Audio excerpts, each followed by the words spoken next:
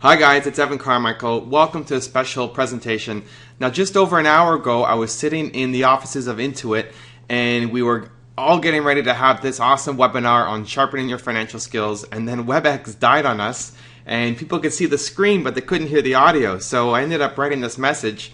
Hi guys, Evan here. WebEx is having major problems. I'm going to go back to my office and record this for you right now and we'll send a presentation. I'll answer any questions afterwards, so sorry, we'll send by email, stay tuned. So I drove back, I'm at my office, and I'm ready to record, so hopefully you get some good information here. And to thank you for all your patience. We had over 700 people sign up for this webinar, and I was really excited to talk to you guys, because it's part of the best part of my job, really. You know, best part of my business is being able to talk to you guys and help answer your questions.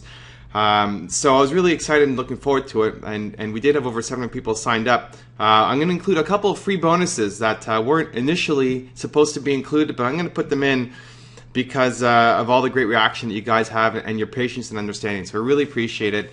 And without further ado, let's get started.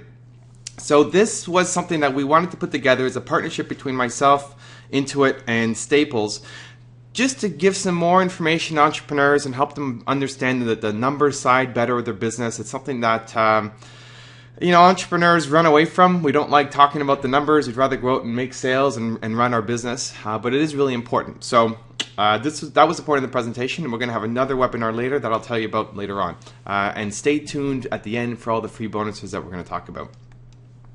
So just moving on. So quickly, a little bit about me. For those of you who don't know me, I'm Evan Carmichael. I help entrepreneurs. When I was 19, I built and sold a biotech software company. 22, I became a venture capitalist and was raising $500,000 to $15 million for companies. And my goal is to help 1 billion entrepreneurs. So big goal. I love helping entrepreneurs. That's what I do. A couple of miscellaneous facts about me that you can read at your leisure if you want. But that's a little bit about me, and I want to talk a little bit about Intuit. So Intuit is a partner company that I've worked with for a little bit. They have accounting software to help entrepreneurs. So the financial backbone for a lot of businesses, accounting, payroll, tax. Basically, their idea behind their company is to help save you time and let you focus on what you do best. You know, I think accounting is one of the things that entrepreneurs hate the most. We don't want to do our books. We don't, understand our numbers. We just want to go out and run our business. And so instead of using Excel or a shoebox or whatever you're using, having financial software to help you run your business makes such a big difference.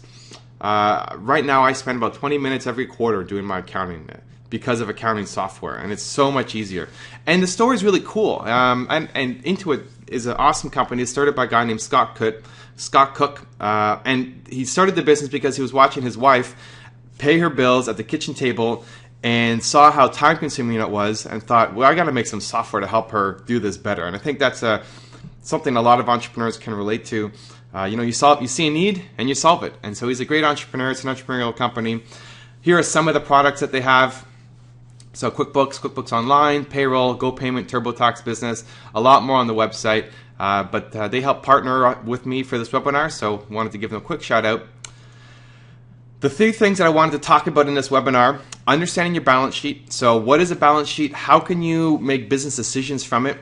How you can quickly boost your cash flow for short-term and long-term success, and then also how you can raise capital. Now, usually questions, I like to answer them as they come up. This is now, I guess, not a webinar, more of a seminar, so there's no questions, obviously during the presentation, but I do want to be able to take your questions afterwards, and I'm going to do a video mashup with all the answers. So if you have questions, let me know, and I'd be happy to answer them for you. So the 3 things we're going to talk about: a little bit of background information, the start, and then the 3 things: your balance sheet, boosting your cash flow, raising capital. And at the end, I'm going to give you a model to evaluate your business. So if you're looking at raising capital and thinking about how much is my business worth, I'm going to give you the model that I used when I was in the venture capital world, and also a free worksheet on how you can raise your first $50,000 for your business. So some quick background information. Intuit's awesome because they put out a lot of studies and reports, and they're really trying to learn more about the entrepreneurial market. And so they had 2 really cool reports. One was called the $5,000 question, and the other is Bridging the Gap. And basically just trying to figure out what are the problems of entrepreneurs and how can they help solve them. So the first one was they found that 58% of entrepreneurs started with less than $5,000. So we're not starting with a lot of money. We're starting with a little bit of money, bootstrapping our way up, and eventually building successful companies. Half of entrepreneurs take financial risk, and that's getting line of credit.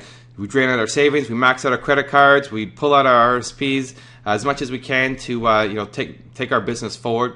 The number one regret that a lot of entrepreneurs have is they didn't spend more time learning their financial management. And if you look at why businesses fail, you'll see that most entrepreneurs don't make it. It's one of the sad truths. We have great intentions, we want to help people, but a lot of entrepreneurs just don't make it. And a big reason is because we don't understand the numbers side of our business. And you could be profitable and still go out of business because you're negative cash flow and you just run out of money. We struggle with financial management. 83% have a basic or lower grasp of our fundamentals. We know that financial management is important. We want more help and resources, and the top 3 requests were spending time with an accountant, networking with other entrepreneurs, and online tutorials. And we get help that we need by using financial management software and accountant. Those who do that are 5 times more likely to feel confident about managing our finances. So the people who are reaching out and who are learning about the financial management side of their business are having more success. And that was part of the reason behind creating these webinar series, was to help educate you guys so that you understand your numbers better, you can make better decisions, and it increases the chances of you being successful. So these are just some of the findings that came out of those 2 reports. You can check it out off of Intuit's blog, but a lot more probably coming. They do a lot of great work with their research. And so let's get started on the presentation to help you understand your numbers better. So the first one is your balance sheet. And I think a lot of entrepreneurs, if you use an accountant or if you have a bookkeeper, you get your balance sheet at the end of the year and you look it over and say, okay, great, but you don't really understand what it means or how to make decisions from it, right? How do you know if you're okay or not? How do you make an important growth decision from your balance sheet? So I want to quickly touch on what is a balance sheet and how you can make decisions from it. So the first part of a balance sheet is your assets. And the assets are basically everything that your company owns. And it's divided into current assets and fixed assets. And what I did here was take a screenshot of QuickBooks Online account. So if you're using QuickBooks, you'll be able to find this in your settings. You can go to Assets and you can see what you have under here. The current assets are basically assets that are either cash or can be converted into cash within 1 year, a very short period of time. So it's almost like cash. So in this case, they've got various bank accounts and that's set up as their current assets. They have some accounts receivables as well, so hopefully those are going to get paid off pretty soon. And then the fixed assets are assets that cannot be converted into cash very easily. So example here, we've got truck. So that's the main thing, is a fixed asset for this business. So when people are talking about current assets or fixed assets, that's basically the main difference. Current assets are cash or cash equivalent, something you can easily turn into cash. And fixed assets are things that are buildings, land, equipment, trucks, that kind of stuff that is harder to sell, harder to trade for cash. Next is your liabilities. So the other side of the balance sheet is going to be liabilities. And here again, it's divided into current and long term. So your current liabilities are things that you owe within the next year. So again, things that in the short term you have to pay back. It could be debts that you have, credit card statements that you have, things you have to pay back quickly. Where long-term liabilities are things that are owed beyond 1 year. So if you have a loan that's paid out over 5 years or 10 years or however many years you have it, those are going to be your long-term liabilities. And again, I just quickly pulled up a QuickBooks Online balance sheet here for the company, and you can quickly see what kind of liabilities they have. Current liabilities are here, so it's accounts payable, credit cards, others, small loans, sales tax payable, and then your long-term liabilities, they've got one big loan for $25,000. That's long-term liabilities. The last piece of the puzzle here is your equity. So it's called a balance sheet because it needs to balance.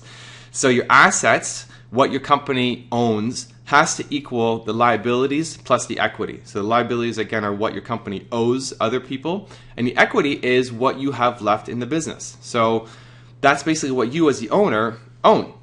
So you have your assets, which is how much you own in the how many long-term and current assets that you have, things that have value in the business. The liabilities are things that you have to pay to other people, and then the equity, what's left, is what you own as the owner in the business. So everything at the end of the day has to add up. And if you look at this example here, We have our assets and our total assets. So it's going to be here, $26,000. 684 is what the assets are. The liabilities total 30,000. So he's got, in this company, not in a great situation because he's got more liabilities than assets. And so his equity is going to be negative. So he owns a negative amount in this business, which is not a great situation to be in. So that's the basics. That's what it means. That's what assets and liabilities and equity mean, and it always has to equal at the bottom. If it doesn't equal, then something went wrong and you got to do it again or talk to your accountant because it's always got to equal up. So that's great. A lot of people will know this. If you don't know it already, hopefully that helped. But the big thing is, now what? Okay, I get that, but so my accountant gives this to me at the end of the year. What does that mean? How do I make decisions from it? And so there's three main things that I want to talk about of how you can make important business decisions from your balance sheet.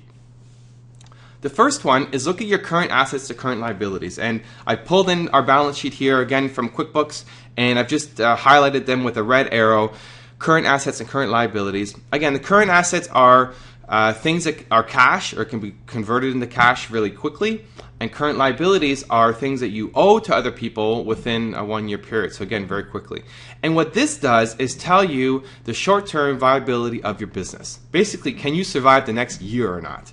And if you look at this one, they have more current assets than current liabilities. So all the money that they owe other people, they can pay back within that year. So in the short term, this company is pretty healthy. And it's a good idea just to run that quick little ratio on your business to see how are you going to do in the short term? Because if you have a lot of debts coming up and not enough cash to be able to pay it, you're going to run into a problem. The second one I want to talk about is fixed assets to long-term liabilities. So again, I'm just pulling off our balance sheet, and with the arrows I've marked it off. And our fixed assets here are $13,000 and our long-term liabilities are $25,000. This is a problem. So the fixed assets to long-term liabilities ratio here will tell you the long-term sustainability of your business. Can you survive in the long run?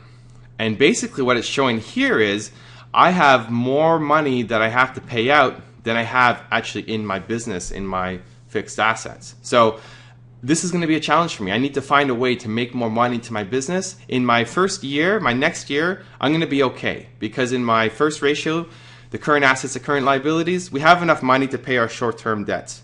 But our long-term debts are big. So we got to find a way within the next year to solve this problem, or we're going to be facing a major cash crunch. And it's good to know this in advance because, otherwise you may not plan for it and be stuck in a year. Where now I can plan for it and try to make sure I have the cash to be able to support these debts that I've taken on. The last quick thing I want to talk about here when looking at the balance sheet is about raising capital. And anytime you go to raise capital, if you're looking at getting any kind of debt from a bank or a lender, or if you're trying to raise equity from an investor, they're going to want to see your balance sheet. And so you better have it ready, and you better be able to explain every item on that balance sheet.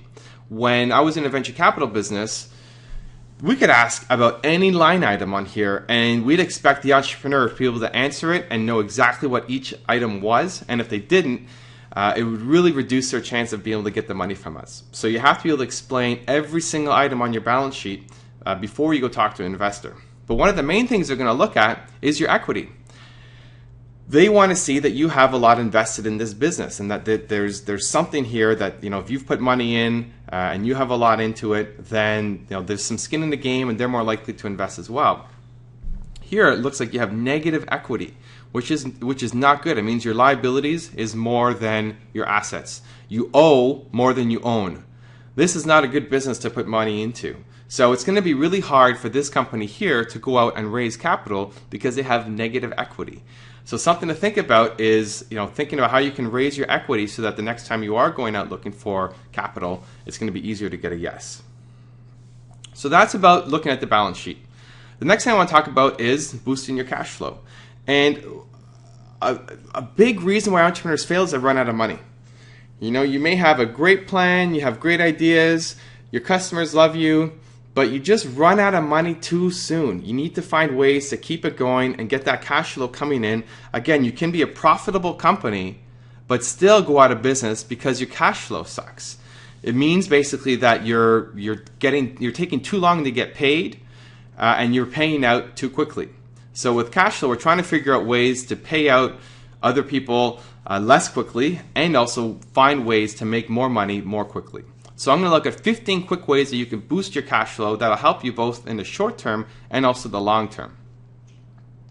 So the first two, one is have a sale. So if you're in a really big cash bind, you need money right away to pay off some kind of debt, have a sale. You don't want to do something where you're going to lose money on it, make it unprofitable. But if you have some kind of sale, it's a great way to be able to quickly bring in some money. People who are already customers, know you, like you, can potentially buy more from you, and maybe also tell their friends about you. They see a sale, they're going to come into your website or your store, hopefully buy whatever is on sale, and hopefully buy some other stuff as well. Number two is cross-sell, upsell. And this is great because anytime you have any kind of customer base, those are the easiest guys to go back to and sell to them again. People who've already bought from you, hopefully you've given them a good experience and they know you, they like you, they trust you, they want to buy from you again. And that's a great way to be able to reach out to them and say, hey, we've got either a new product or service, or try to sell them again on what they've already purchased, depending on what you're selling. But a great way to be able to boost your cash flow in the short term is to go out and talk to your existing customers, people who've bought from you from the past, and also try to convince them to buy from you again. I love this picture that I saw on the internet, and I wanted to find a way to incorporate it, and I thought this was the best slide to put it on. This is a complaint jar at a store, and if you want to write a complaint, you have to write it on a bill that's $1 or larger. So another great way to boost your cash flow is have a complaint jar where they have to put in bills. Now hopefully you're not getting complaints, you're only getting compliments, and people want to give you more money and buy more products and services from you. Okay, number three, and this is a big one. Look at your accounts receivable. So I just pulled up again QuickBooks Online and was able to pull up a collections report. And what this will basically show you is who owes you money and are they overdue or not. So this is a list of everybody who owes this company money and how much money. So they have almost $9,000 that's owed to them. And it shows you the past due. And this is the important thing to look at here. This is number of days past due. So, this person, Alden, he owes me $22 and it's been 60 days past. So that's a long time. Not a lot of money, but a long time. 68 days, 38 days, 126 days. Like, these are people you have to follow up on. This one customer here owes, half of the money that is owed total, $4,500. And look how long it's taken them to pay. 126 days they still haven't paid, and 50 days they haven't paid. So you have to get on your customers. I mean, ideally you want good customers who are paying on time and who are buying lots from you. But the ones who aren't paying on time, you got to get after them and make sure that you're making the phone calls and reaching out to them until they do eventually pay their bills. It's a great way to be able to boost your cash flow short term, because that's money that's already owed to you. You've already made those sales. Now you got to go out and collect. Next, number 4, give incentives to pay early.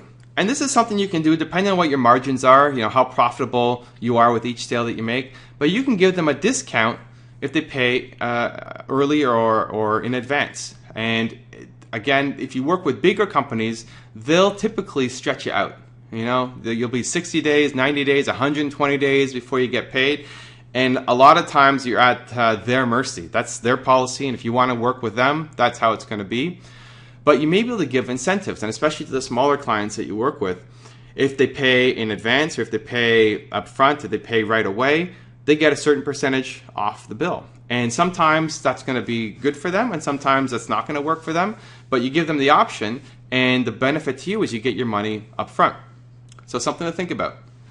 The next thing, number 5, is one that is really important that a lot of entrepreneurs make the mistake on. Make sure you invoice on time.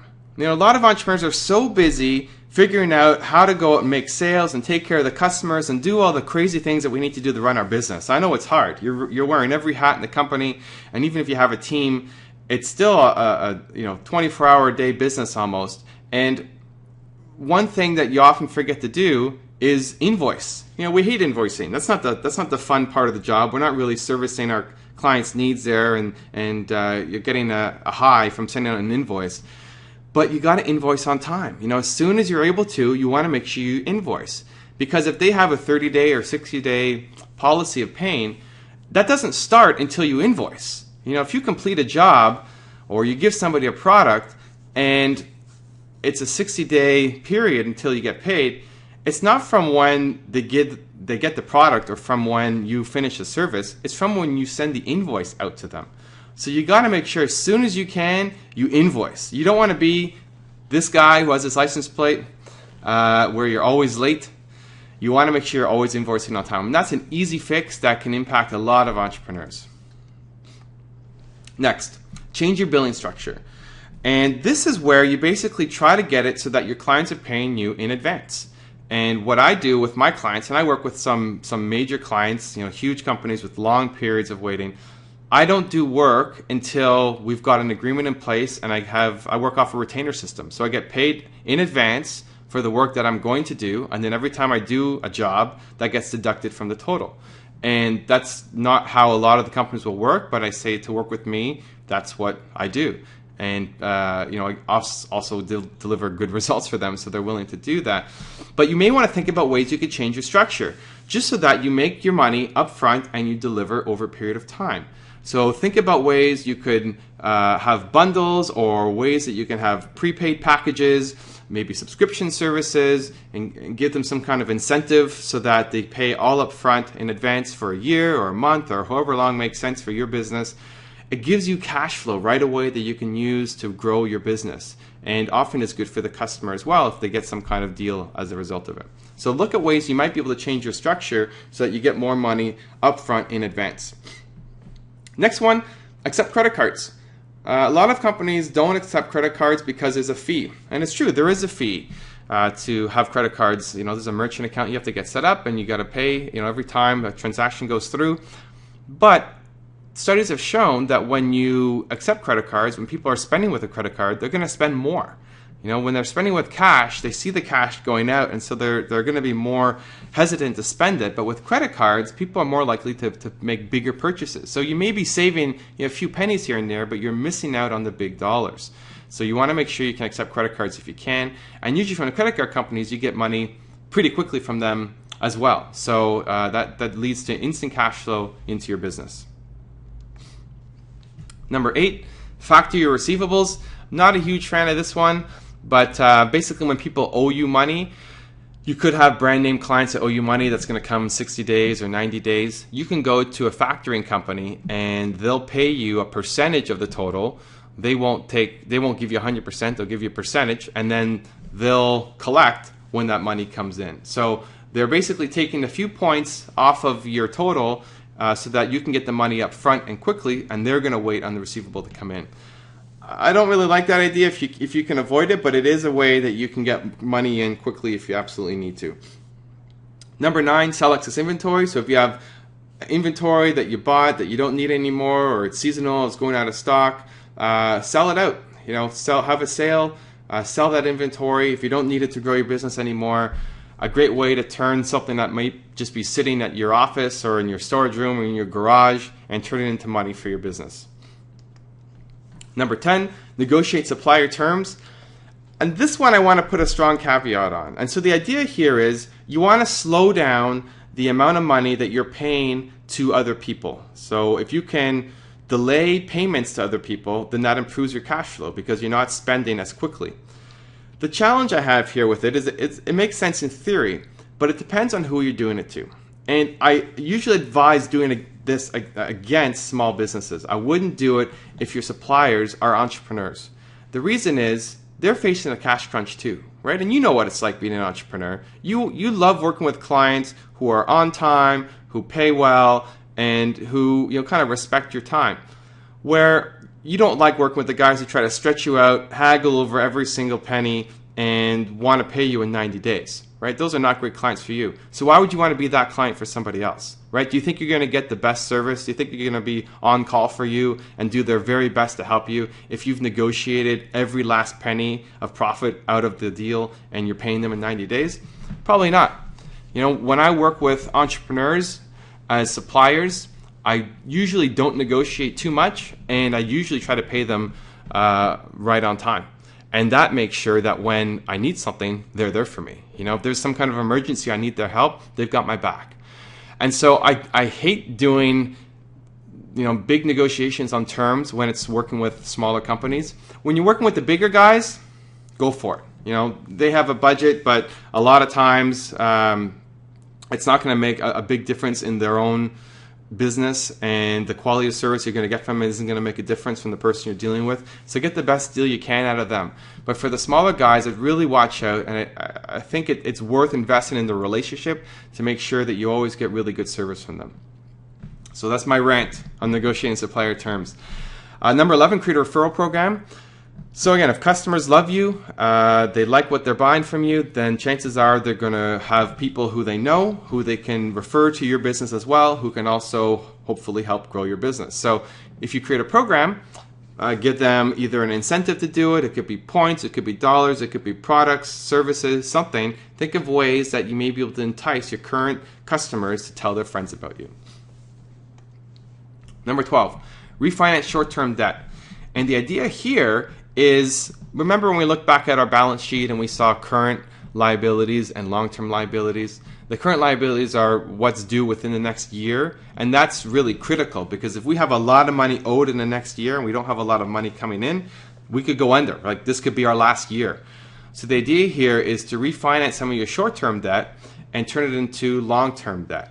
So you talk to the people who you owe money to, and maybe you add a few more years onto the deal, basically to get that short-term debt lowered, even though it may increase your long-term debt, but it improves your situation for the next year. So something to think about if you find that your current assets are a lot less than your current liabilities. Number 13, sell and lease back. The idea here is if you have any fixed assets, so if you own a building or you have equipment or you have land that isn't really making you money, you could sell it to somebody and then rent it back from them.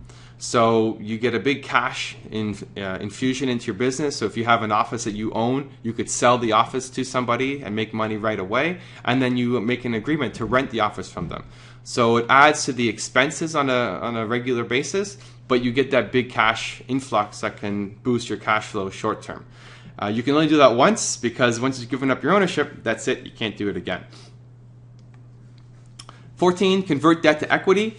The idea here is you look at who you owe money to, and if you can convince your supplier or your lender that you have a really good business opportunity, then you can potentially convert that debt and have it become equity, where they become a partner in your business. So instead of owing you, instead of you owing them $10,000 as an example, you could give them a certain percentage of your business, and so they become a smaller partner in your company. Very dangerous one, very dangerous method to go after. You want to make sure that you want that supplier on board with your business. Do you want this person who's always going to have a percentage of your company ongoing? Do you want to make them part of your management team or not? There's a lot of things to think about, but it is an option that I want to let you guys know about. And number 15, Bootstrap. And this is my favorite one. Basically, you're not spending money until you're making money. I really hate spending money until I found a way to make money, and I'll invest my time, energy, efforts into trying to make something work. And then if I see that I can get even a little bit of money out of it, then I start investing a little bit of money back in. And a lot of the best businesses in the world have been built by bootstrapping. Basically find ways to make money by hustle, and blood, sweat, and tears goes into it. And then as you start making money, you pour back into the business and you can see the growth. And that way you're making sure that you're spending money on things that you know are going to make you money back. So those are my quick 15 tips on how to raise cash flow if you need to in a bind. And I want to move on to the third topic now, which is raising capital. And this is a common question I get, how do I raise money for my business? It could be startup funds, it could be expansion funds, it could be trying to get a loan, or it could be trying to get an equity investor into the business. And I'm going to give you some quick tips to help you with all of those scenarios. The first thing I want to quickly look at is small businesses, they say SMEs, small and medium enterprises, are typically underfinanced.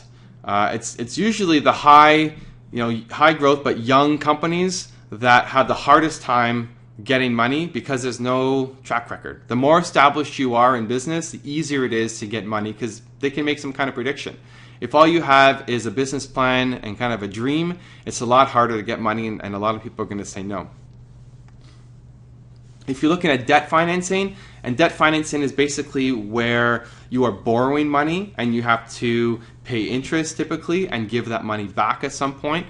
So if you're looking at any kind of loan from a bank or friends or family as an example, that's debt financing. And here are some of the most common types of debt financing. So line of credit, business loan, commercial mortgage, credit cards, loan from family or friends. If you look at the top ones, line of credit, business loan, commercial mortgage, these are usually for older companies, right? In order to qualify for a line of credit, you have to have some business success already built in. So you have to have, at least 3 years typically of being in business before a bank will look at giving you a line of credit on your business. It could be a personal line of credit, but that's a different way to finance it. It's not just off your business.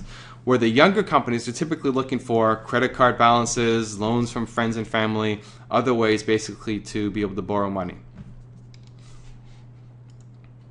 One thing you want to look at if you are going to get any kind of debt financing is make sure you find out what's going on and why you get rejected or not.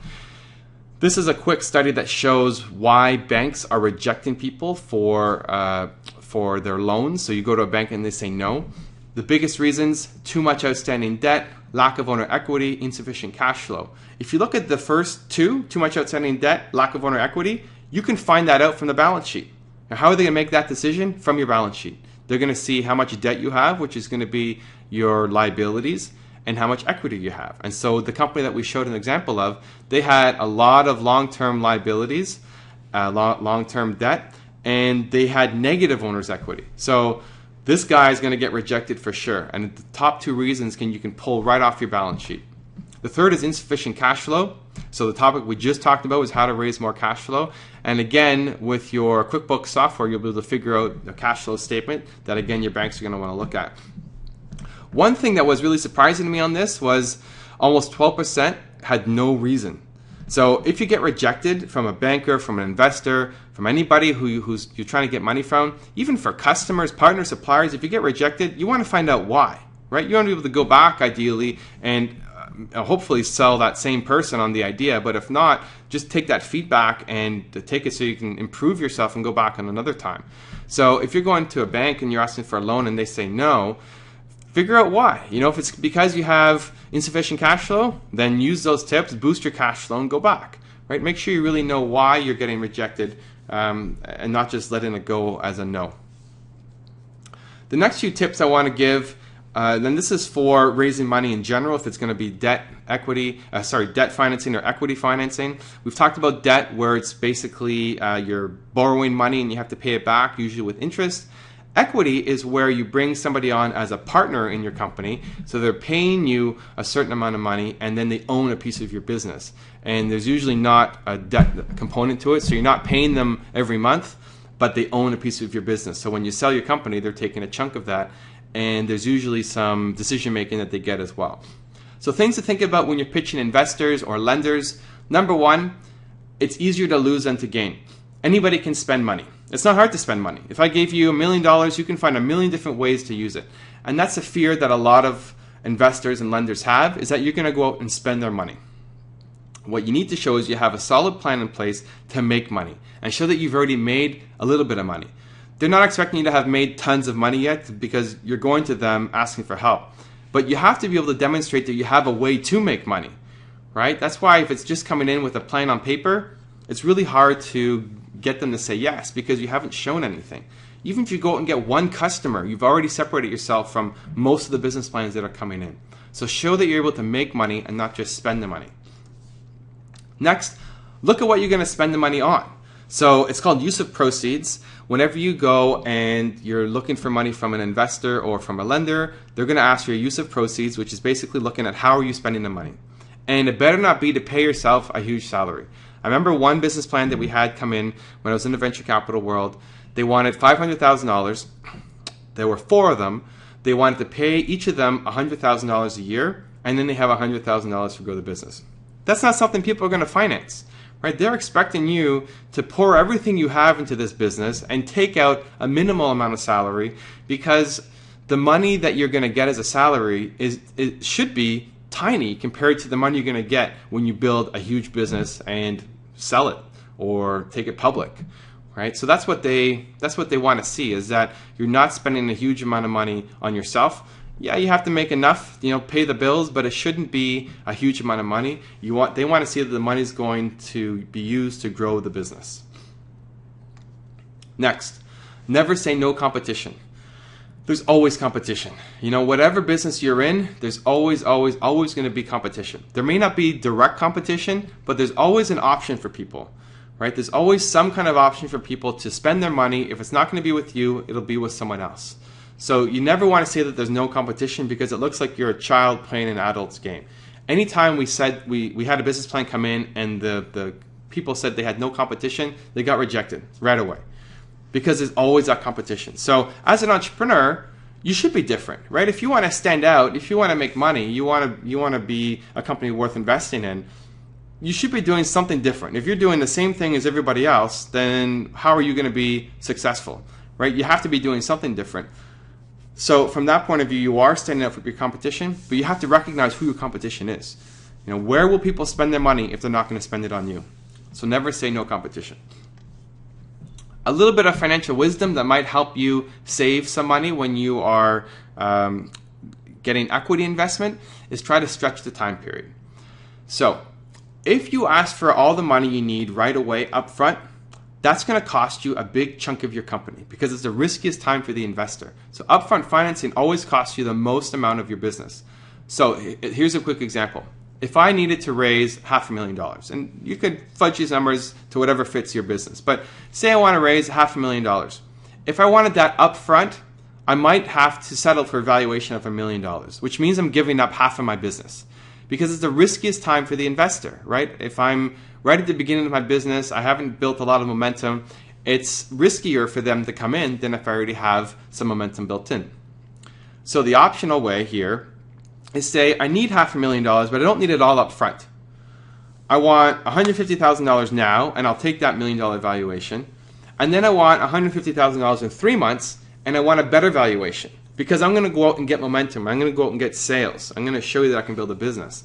And then in 6 months, I want another $200,000 at a $2 million valuation. So I'm still getting my $500,000, but I'm stretching out the time periods, and I'm basing it on goals. So I'm going to say, in 3 months and in 6 months, I'm going to reach these sales targets. I'm going to show you that I can build a better business.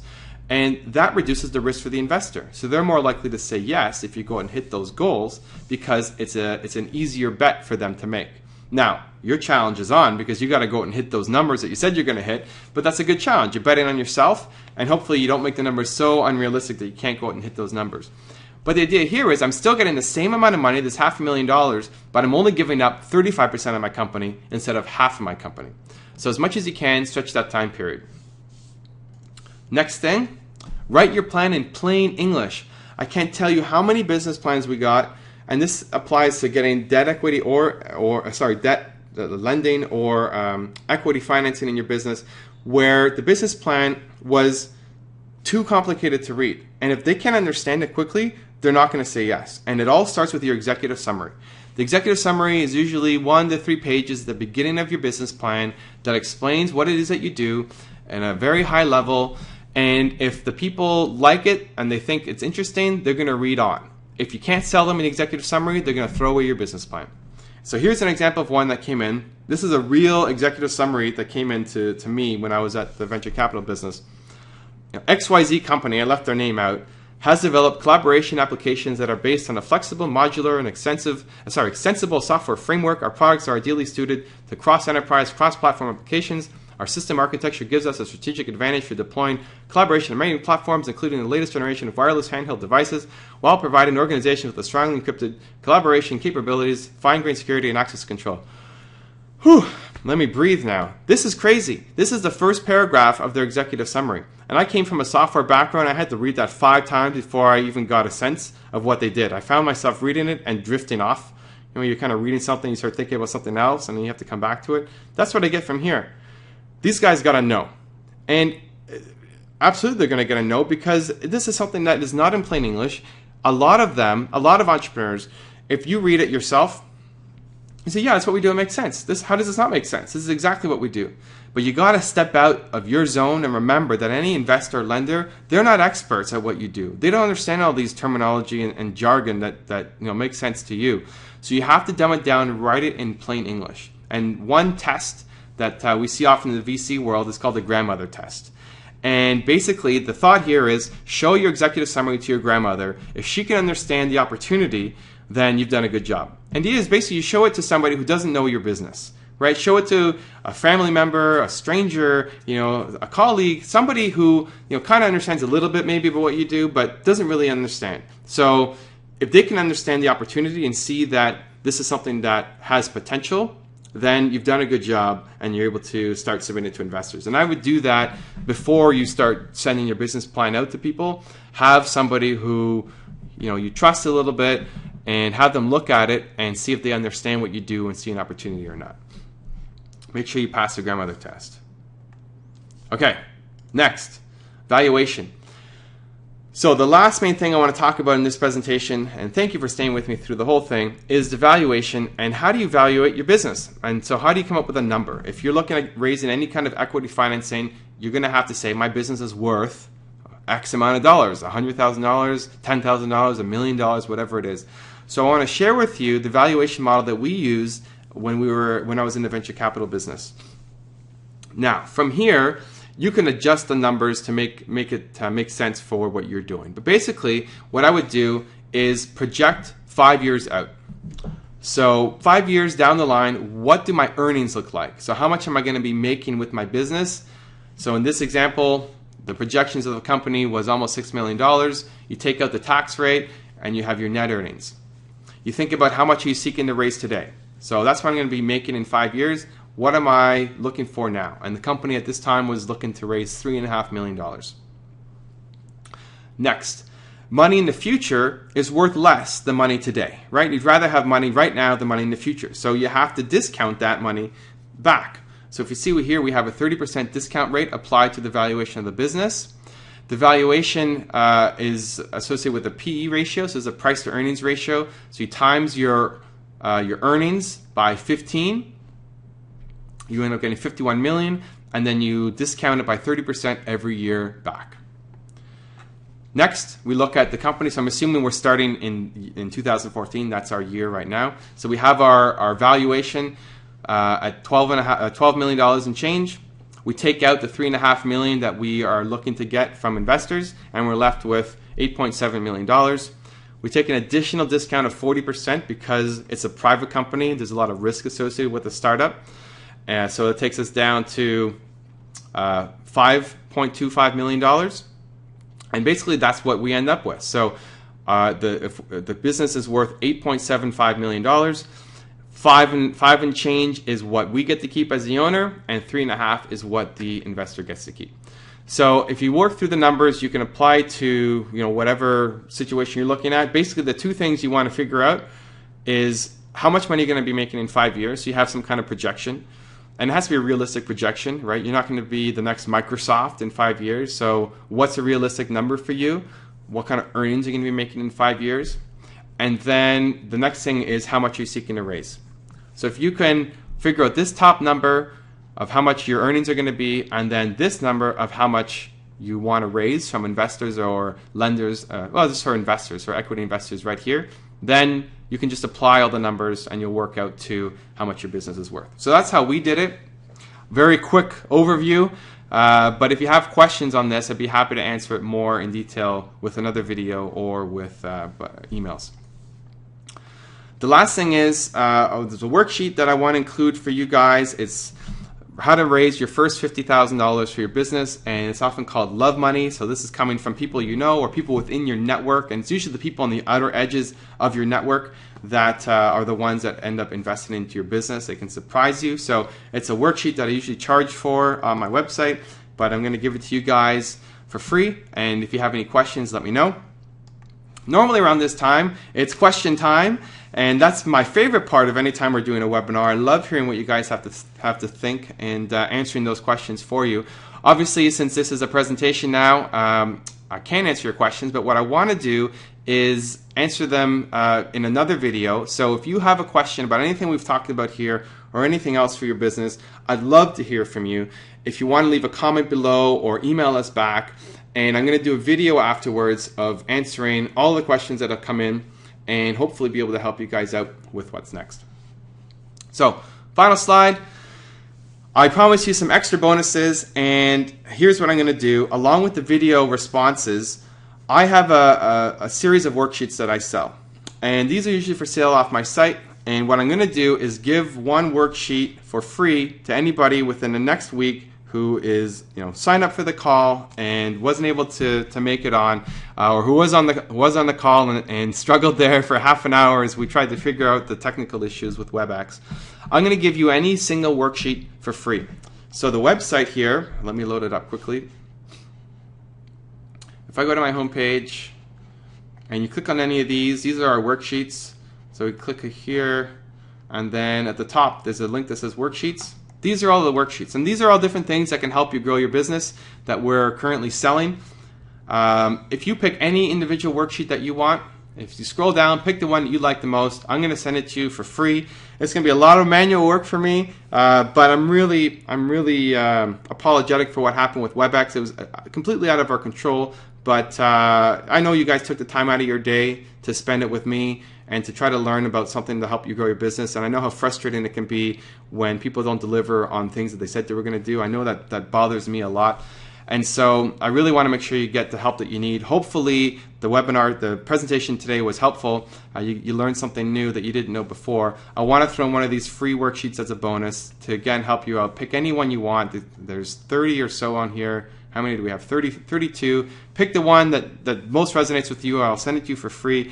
And again, I'd love to hear your questions if you have one about this video, about raising money, or about the financial side of your business, or anything else to help you grow your business. Let me know, and I'll do a video to answer those questions for you.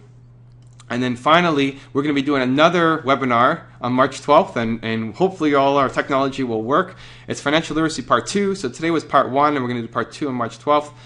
Staples has a promo where you can get up to $140 off of QuickBooks if you want to check it out. The staples.ca/Intuit promo with this bonus code here, 74239. And we'll be sending the slides and worksheets out as well to help you as you try to grow your business. So thank you again for tuning in. Again, my deepest apologies for everybody who was frustrated, and we've received nothing but great comments from everybody saying, we realize this happened, sharing their stories of how it's happened to them in the past. And I know it does happen. It's embarrassing, and it sucks when it does happen, but we've really appreciated all your support, and look forward to hearing from you with those questions. I hope you enjoyed this video, and I hope we'll see you on the 12th for the next webinar. So thank you, and we'll see you soon.